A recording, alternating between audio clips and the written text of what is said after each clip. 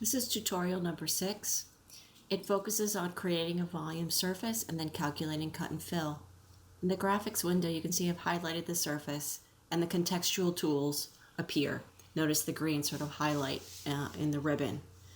What we're interested in is actually the volumes dashboard. There's a couple of other analysis tools, but the one that we're going to take advantage of today is volume dashboard. Select on that, the panorama opens. You can adjust the width, but I encourage you to explore as well the icons in the upper left-hand corner.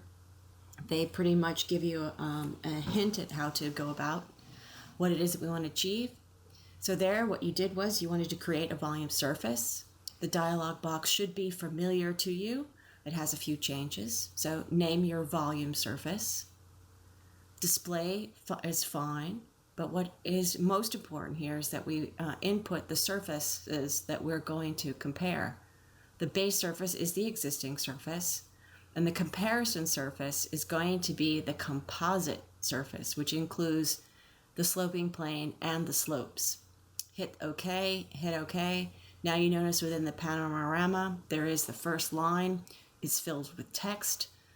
Hopefully we can zoom in, scroll along here, and you can see right there the number and the net graph, which is completely red. So what that indicates to us is that there is a large amount of fill associated with the project. So in the end, it's 488.56 cubic yards of fill. If you expand the panorama just a little bit, move it so that we can see it, you can actually save this as it will call up a web page. You can save it as a PDF, which we'll do right here.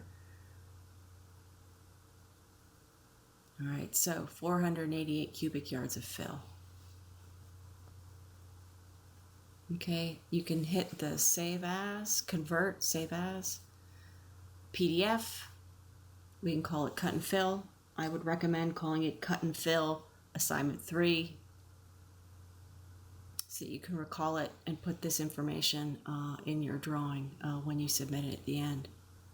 Okay, so we've drawn to the end of the tutorial. Thank you. Tutorial over.